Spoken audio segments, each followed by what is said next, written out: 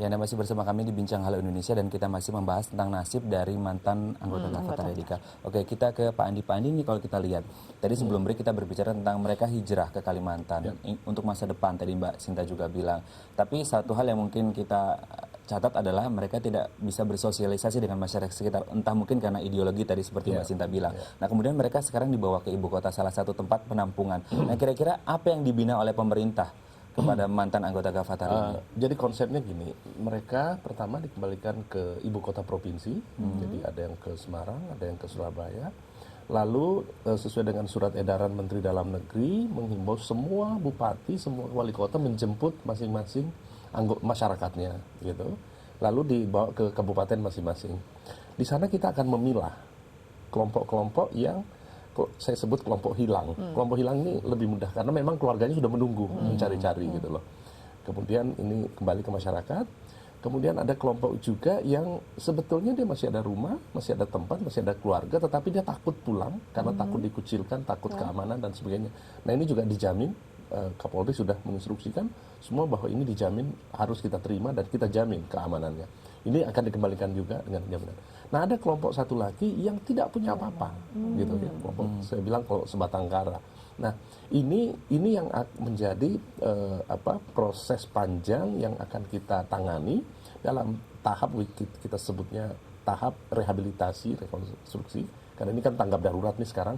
Nah, di sini tentu kebutuhan hidup mereka bagaimana, kemudian kedepannya bagaimana.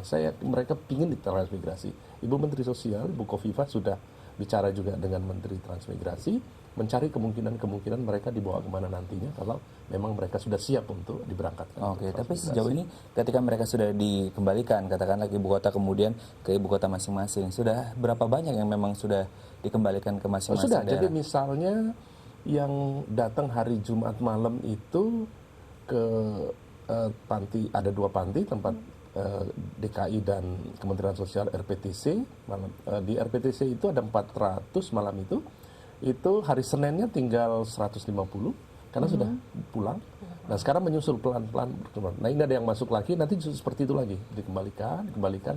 Nanti sampai di titik kabupaten akan ketemu bahwa siapa-siapa sebetulnya yang tidak bisa lagi dan harus kita tangani secara jangka. Oke, jadi akan dibina di wilayah masing-masing. Kalau pembinaan, saya tidak terlalu banyak berbicara pembinaan mental karena bukan tupoksi Kementerian Sosial, gitu. Tapi kami adalah kehidupan sosialnya mereka. Tentu ada kementerian lain, ada Kemdagri, kemudian ada agama, kemudian ada TNI, Polri dan sebagainya. Itu ada pembinaan setempat di lokal. Kita juga sudah bicara supaya Kementerian Agama akan bersedia menyiapkan, tergantung mereka mau kembali ke agama apa, gitu ya. Jadi kalau mau ke Islam, apakah mau ke agama yang lain, itu terserah mereka. Nanti akan dibina sesuai dengan itu. Oke, tapi kalau misalkan dari Kementerian Sosial sendiri, ranahnya sampai kemana pembinaannya? Apakah memang menyiapkan skill mereka juga untuk bisa kembali? Jadi kan prinsip, kalau Kementerian Sosial itu kan ada program-program mensejahterakan masyarakat, gitu loh. Nah, kalau kita bilang masyarakat miskin, itu adalah masyarakat yang mulai dari nol kan berarti. Nah, ini kita anggap masuk dalam kelompok itu. Artinya mereka mulai dari nol. Apakah dia mau berusaha? Kita ada program kelompok usaha bersama atau usaha ekonomi produktif, itu memungkinkan mereka.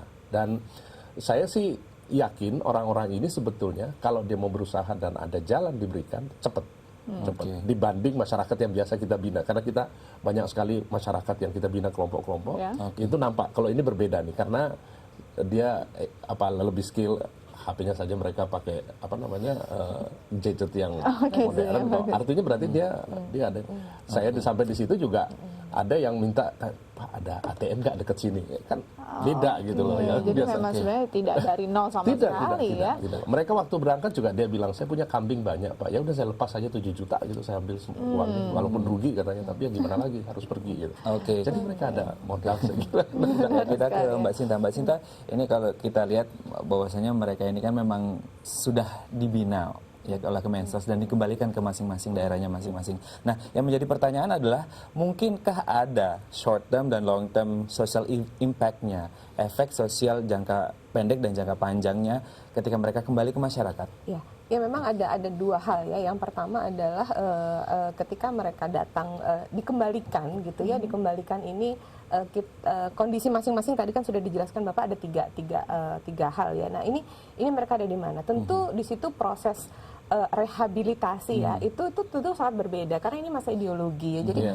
Jadi sangat berbeda. Ada yang begitu ya, seperti juga ketika Gavatar merekrut mereka, tentu kan ada paham-paham ideologi yang ditanamkannya, atau kalau di teroris kita bilang radikalisasi lah ya, seperti itu. Jadi rehabilitasinya pun juga akan berbeda-beda. Nah ini yang mesti harus kita istilahkan re-education. Nah ini mesti juga diatur sedemikian rupa sehingga tahu betul mana yang sudah sampai dalam, karena kalau tidak terutama pada yang hopeless tadi, yang sudah tidak punya lahan, tidak punya keluarga dan sebagainya, itu dia akan mengalami beberapa hal yang kalau kita sebut seperti frustrasi ya, tidak punya apa-apa, jadi harus apalagi goal dalam hidupnya. Nah ini yang harus di reinventing lagi gitu, apalagi, dan ini kalau itu tidak sampai, tentu akan menimbulkan kekecewaan-kekecewaan yang mungkin saja mereka akan melakukan hal seperti ini lagi di masa mendatang. Nah ini dia tadi sempat disinggung oleh Pak Andi bahwa kalau yang statusnya hilang dan ditunggu keluarga akan lebih mudah, tapi bagaimana kalau mereka sebenarnya malah takut ditolak oleh keluarga? Nah ini bagaimana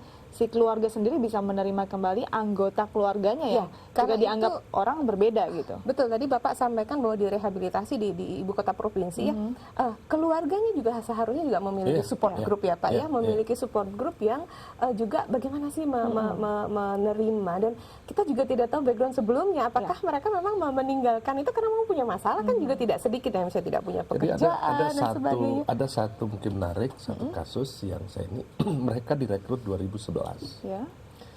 Saya bilang kamu dari mana? Dia bilang saya susah ngomong dari mana. Yang jelas saya berangkat dari Tangerang. Tangerang Selatan. Itu dia berangkat, dia masuk 2011. Awalnya ikut-ikut karena dia lihat donor darah, bersihkan sungai, pekerjaan sosial pokoknya. Kemudian 2014 dia berangkat ke Kalimantan. Dia sudah mulai surplus lah hidupnya di sana. Lalu dia harus kembali. Nah sekarang dia bilang saya harus kembali kemana Pak? Saya lihat KTP-nya kelahirannya di Cilacap, gitu loh. Dia bilang saya nggak punya siapa-siapa lagi. Nah ini kan berbeda nih. Walaupun dia dikembalikan ke Tangerang, dia bilang di Tangerang dulu saya sewa rumah kok, saya jualan balon di Tangerang.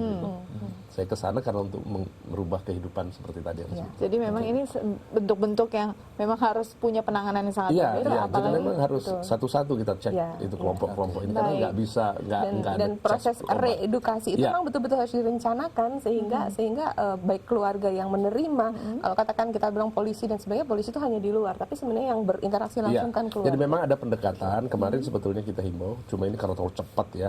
Harusnya teman-teman yang di Polsek, di Babinsa, kemudian yang dari Agam tuh pendekatan dulu ke keluarganya sebelum reunion gitu ya. Jadi ada pendekatan. Jadi ada pendekatan dulu memang ke keluarganya. Nah tadi yang menarik bahwa sebagian besar ada banyak anak-anak yang juga ikut di dalam sana. Ini bagaimana ada edukasinya? Kita akan bahas setelah jeda berikut, tetap bersama kami di Halo Indonesia.